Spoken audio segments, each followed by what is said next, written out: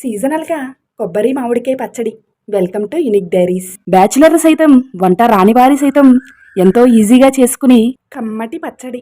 మామిడికాయ ముక్కలు, కొబ్బరి ముక్కలు, పచ్చిమిరపకాయలు దూరగా వేయించుకున్నాక మిక్సీలోకి వేసుకుని, అలానే కొబ్బరి ముక్కలు సరైన కొలత అంటే మామిడి ముక్కలకి 3 కొబ్బరి ముక్కలు ఉండాలి.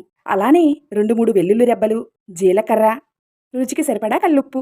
మిక్సీలో ఒక తిప్పు తిప్పుకుని మామిడి ముక్కలు వేసుకుని మళ్ళీ ఒకసారి మిక్సీ పట్టుకోవడమే. ఇక పోపుకి సిద్ధం చేసుకుని 2-3 ఎండుమిరపకాయలు, 2 వెల్లుల్లి. శనగపప్పు పంటి కింద పడకపోతే నా ఉద్దేశంలో అది పచ్చడే కాదండి. కొద్దిగా మినపప్పు, ఆవాలు, అలానే జీలకర్ర, ఇక చిటపటలు, చిరుబురులు ఆడే కరివేపాకు వేసుకుని అలా కాస్త ఇంగువ తగిలిస్తే ఆహా అద్భుత.